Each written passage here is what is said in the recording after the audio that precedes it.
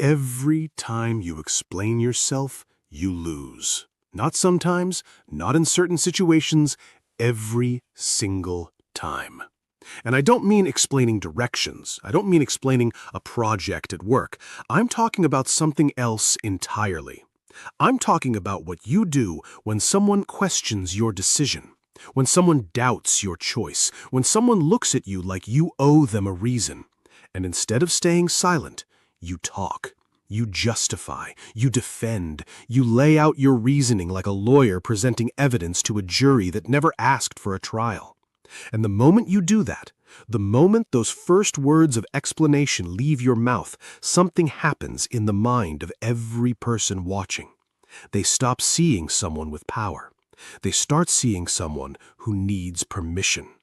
Machiavelli identified this over 500 years ago. He called it the most dangerous habit a powerful person can have. Not cruelty, not weakness, not even stupidity. Explaining yourself. Because explanation is not communication. Explanation is confession. It's you telling the room that their opinion of your decision matters more than the decision itself.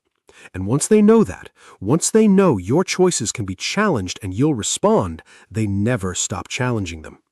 What I'm about to show you has 5 parts, and the 5th one is the most brutal of all. It's the one Machiavelli considered the foundation of all real power.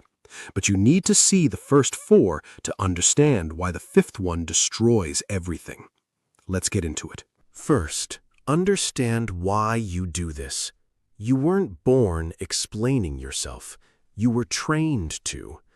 Every time you made a decision as a child, an adult demanded a reason. Why did you do that? What were you thinking? Explain yourself. And if your explanation wasn't good enough, punishment, disapproval, rejection. So your brain learned something early, something it never forgot. If I can explain well enough, I stay safe. And that's the trap. Because that training worked perfectly when you were a child, when you genuinely needed approval from the people who controlled your survival. But you're not a child anymore. The people questioning your decisions are not your parents. They're colleagues, they're competitors. They're people who are testing you to see how much access they have. And every explanation you give them is your answer. Full access, come right in. Machiavelli wrote that men judge you by results, never by reasons. The person who explains is the person who fears judgment, and the person who fears judgment has already lost the room. Here's what changes when you stop. Rule 1. Silence is not rudeness, it's authority. The first brutal rule. When someone questions your decision, silence is a complete answer. Most people can't sit in silence after being challenged. Their body physically reacts. Chest tightens, words start forming, the urge to fill the space becomes unbearable. Because silence feels like guilt. Silence feels like you have something to hide. Silence feels like you're losing. It isn't. It doesn't. You're not. Silence is the answer of someone who has already made peace with their decision and doesn't require your agreement to feel good about it. Think about the most powerful person you've ever been in a room with. When someone challenged them, what did they do? They didn't rush to explain. They didn't soften their position. They didn't offer a list of reasons to make the challenger comfortable. They held still. They let the question sit in the air, and they responded, if at all, on their own terms, in their own time. That stillness communicated something words never could. I don't owe you this. Watch what happens when you stay silent after being questioned. The person who asked feels it immediately. They expected a response. They built their next move around your defense. And when the defense doesn't come, they have nowhere to go. They either drop it or they push harder. And if they push harder, that tells you everything. Because someone who genuinely needed information would accept silence. Someone who is testing your limits pushes through it, and now you know what they were doing. Machiavelli wrote that the prince who must justify his decisions to his court has already told his court they are above him. Silence is not rudeness, silence is rank. And the moment you start treating it that way, the room starts treating you that way. Rule 2. Every explanation creates a negotiation. The second brutal rule.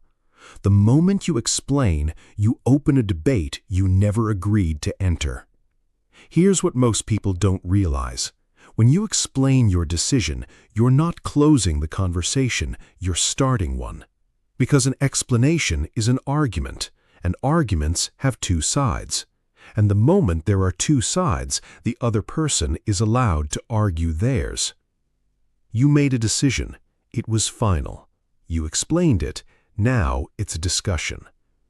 Think about the last time you explained a decision to someone who questioned it. Did they say, "Oh, that makes sense, thank you for clarifying," and drop it? Or did they respond to your explanation with a counter, with, "But what about?" or, "Yeah, but have you considered?" Every point you made became something they could argue against. Your reasoning, which you thought would end the conversation, became the ammunition they used to extend it. Because that's what explanations do. They hand the other person a map of your thinking, and a map of your thinking tells them exactly where to attack.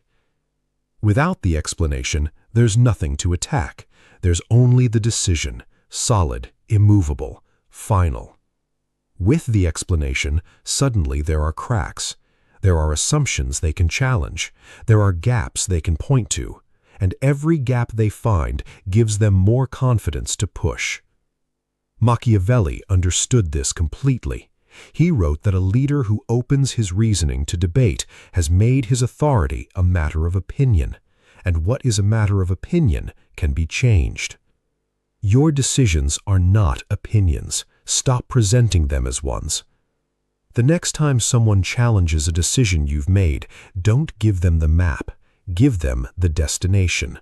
This is what's happening. Full stop. Not why, not how you got there, not a list of reasons designed to make them comfortable with something you already decided. Just, this is what's happening. And watch the conversation die before it starts. Rule 3. Over-explaining signals insecurity. The third brutal rule, and this one is going to sting. Every word you add after your decision is a signal, and the signal is this: I'm not sure you'll accept this. Think about confidence for a moment. Real confidence, not performed confidence, not loud confidence. Actual internal certainty about a decision. Does that person explain extensively? Does that person lay out their logic, hoping the room approves? No. They state the decision, they move on. Because internally, they've already had the debate. They already considered the options. They already reached the conclusion. And they don't need to replay that internal process out loud for an audience that wasn't part of it. But the person who isn't sure, the person who made a decision they're not fully at peace with, they explain extensively. Because they're hoping that somewhere in the explanation, they'll find the validation they didn't give themselves. They're not explaining to inform, they're explaining to feel better. And every person in the room feels that. They don't know why they feel it. They just sense that something underneath the words is unstable, that the decision isn't as solid as it's being presented. And unstable decisions invite challenge. Watch what happens in any meeting when someone presents an idea with 10 reasons attached to it. The room doesn't say, "Wow, 10 reasons, they've really thought this through." The room picks the weakest reason and they pull on it. Now picture someone presenting the same idea with no reasons, just the idea. Clear, stated, final. The room has nothing to pull on. The idea stands on its own. And the person who presented it looks like someone who doesn't need the room's approval because they've already approved it themselves. That's what you want. That's what stops the challenges before they start. Machiavelli wrote that a man who is certain needs no witnesses. His certainty is the evidence. Stop being your own worst witness. State the decision, trust it, move. Rule 4. Apologetic language is invisible weakness. The fourth brutal rule. You're explaining yourself even when you think you're not, because it's not always full sentences. Sometimes it lives in single words, phrases, qualifiers you've been adding so long you don't hear them anymore. I just think, this might be wrong, but I could be off here. Sorry, I just wanted to say. This is probably a stupid question, but every one of those is an explanation before the thought is even spoken. You're pre-apologizing. You're lowering your own status before anyone else gets the chance to. And the room hears it instantly. Not consciously. They don't sit there thinking, weak language. They just feel the weight of what you say decrease before you finish saying it. Remove every qualifier. Not some of them. All of them. Not, I just think we should go this direction. We're going this direction. Not, this might be wrong, but I feel like we should reconsider. We need to reconsider. Same words, different energy, completely different response from the room. The thought didn't change, the decision didn't change, the person didn't change. The only thing that changed was the removal of the apology wrapped around it. And that removal changes everything. Machiavelli wrote that weak language is the sound of a man asking for permission to be heard. Strong language is the sound of a man who doesn't wait for it. Audit every sentence you speak this week, every just, every maybe, every sorry that doesn't follow an actual mistake. Cut them, all of them, and feel the room shift. Rule 5, the most brutal rule. The fifth rule, the one Machiavelli considered the foundation of real power. The people who need your explanation the most deserve it the least. Read that again. The people who challenge your decisions the loudest, the ones who push back hardest, the ones who question everything you do. They're not asking because they want to understand. They're asking because they want to see if you'll break. And an explanation is breaking. Think about who questions you most in your life. Is it the person who respects you most? Is it the person whose opinion you value highest? Almost never. The people who respect you don't demand your reasoning. They trust your judgment. They watch what you do, and they wait to see how it plays out. The people who challenge you constantly, they're measuring you. Every explanation you give them tells them exactly how much pressure it takes to make you uncomfortable, and they calibrate accordingly. Next time, they apply that exact amount of pressure, plus a little more, and you explain again, a little longer, a little more defensively, and the cycle never ends because you keep feeding it. Machiavelli was brutal about this. He wrote that to explain yourself to those who challenge you is to reward the challenge, and what gets rewarded gets repeated. Stop rewarding it, not with anger, not with coldness, with nothing. This is the decision. That's where we are. And then silence. Let them sit in it. Let them be uncomfortable. Let them push if they want to push. You don't move. You don't add words. You don't soften the edges. Because the person who needs your explanation is the person trying to find out if your decisions are negotiable. And the answer? 5 rules. Let me put them together. Silence is authority, not rudeness. Every explanation opens a negotiation you never agreed to. Over-explaining signals the insecurity underneath the decision. Apologetic language is weakness wearing invisible clothes, and the people demanding explanations are testing you, not seeking understanding. Something already shifted while you were sitting here. You're going to walk into your next conversation and feel the urge to explain. The words will form. The reasons will line up. The old training will fire exactly the way it always has.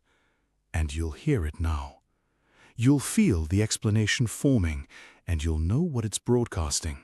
You'll know what it costs, and you'll have a choice you never had before. Stay silent. State the decision. Move forward. Not because you're cold, not because you don't care, because you finally understood what Machiavelli knew 5 centuries ago. Your power was never in your reasons. It was always in your certainty. The people who win in this world, in boardrooms, in relationships, in every room that matters, they don't win because they explain better than everyone else. They win because they stopped explaining entirely. And the room, sensing something it couldn't name, decided their decisions must be worth following. That's what you become when you stop. Not arrogant, not cold, not difficult. Untouchable. Look at your life right now with these 5 rules in mind. Where are you explaining decisions that were already made? Who in your life keeps questioning you and gets longer answers every time? Where are you adding just and maybe and sorry to thoughts that don't need an apology? Who is using your explanations as a map to find where you break? And when was the last time your silence was the answer? If something just shifted, if you're already thinking about the last explanation you gave that you shouldn't have, write in the comments, "I stop explaining." Let me see how many people here are done handing over the map, done rewarding the challenge, done performing certainty they already had. Because the most powerful thing you can say when someone questions your decision is nothing. And now you know why. Don't forget to watch the next video. It's important, much more than you imagine. See you there.